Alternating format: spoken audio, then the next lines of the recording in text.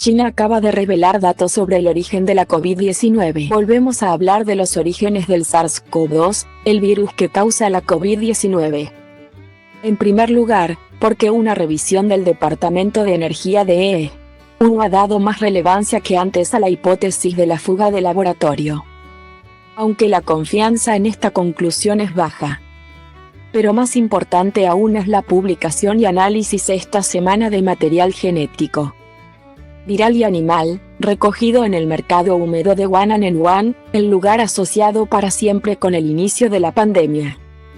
Un artículo que aporta pruebas más sólidas que sitúan a los perros mapache del mercado como un posible reservorio animal del SARS-CoV-2, potencialmente infectando a los humanos.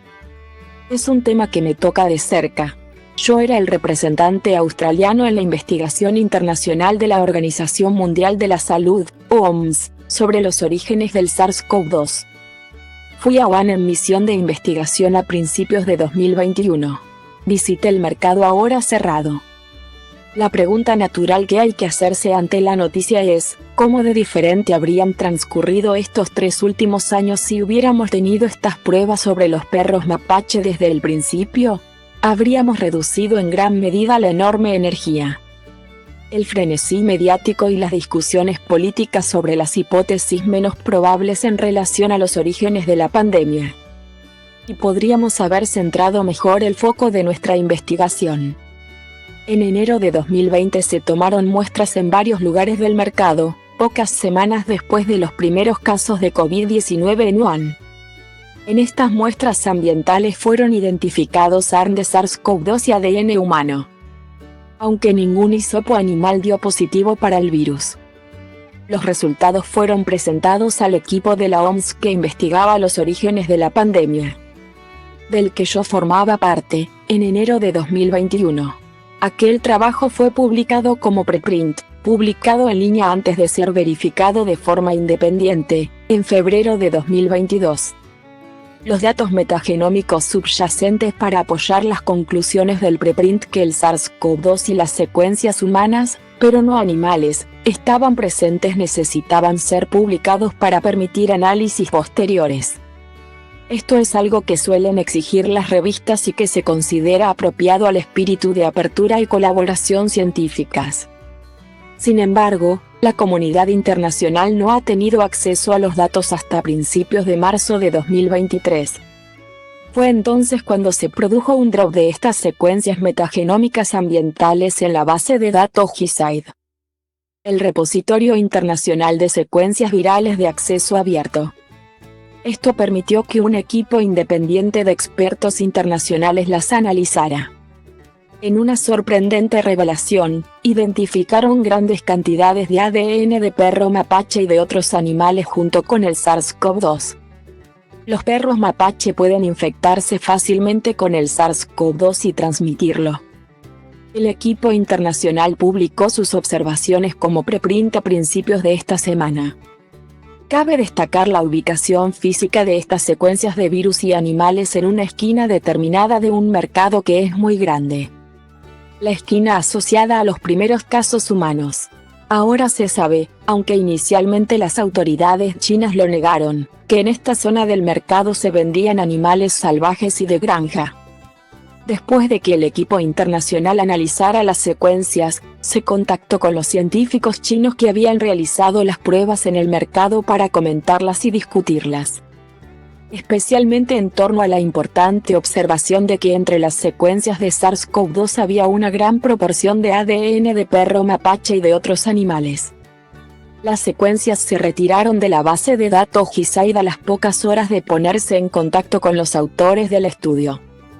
Esto es quizás inusual para una base de datos abierta como GISAID, y se podría buscar el motivo de por qué ocurrió esto. Este último trabajo no prueba que los perros mapache fueran definitivamente la fuente del SARS-CoV-2. Es probable que hayan sido un huésped intermedio entre los murciélagos y los humanos. Los murciélagos albergan muchos coronavirus, entre ellos algunos relacionados con el SARS-CoV-2. Sin embargo, los datos se ajustan a la narrativa de las conexiones entre animales y humanos del SARS-CoV-2.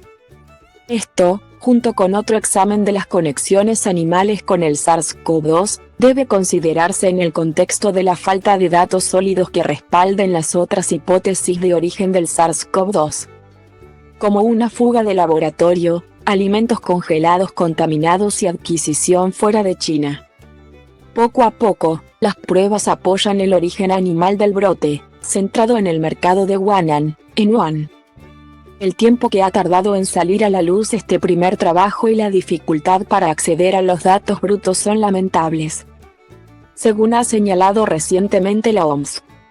Con benevolencia, se podría decir que se realizó un análisis erróneo de los datos originales recogidos a principios de 2020 y que los investigadores pasaron por alto los vínculos con los animales.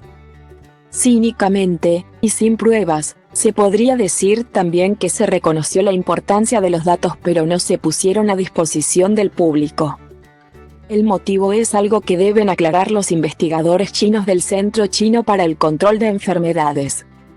Si los datos se hubieran publicado a principios de 2020, se podrían haber realizado más estudios para comprender el origen animal del virus.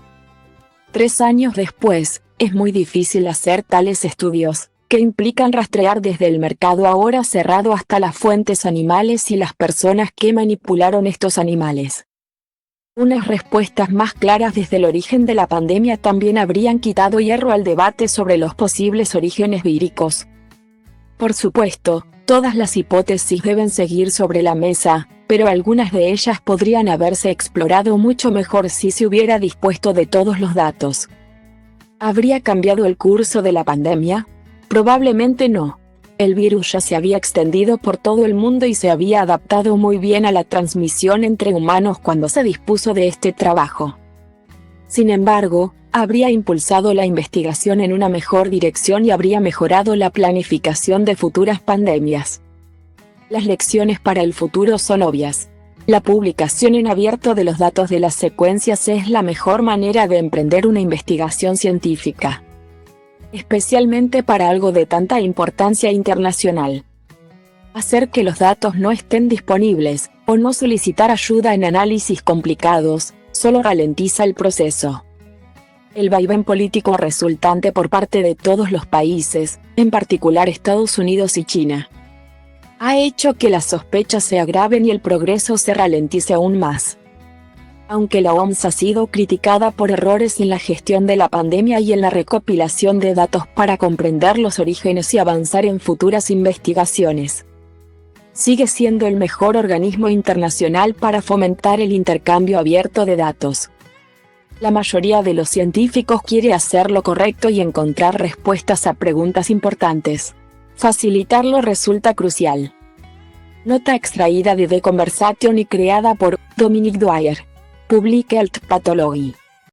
NSW Health Pathology, Desmead Hospital and University of Sydney, University of Sydney.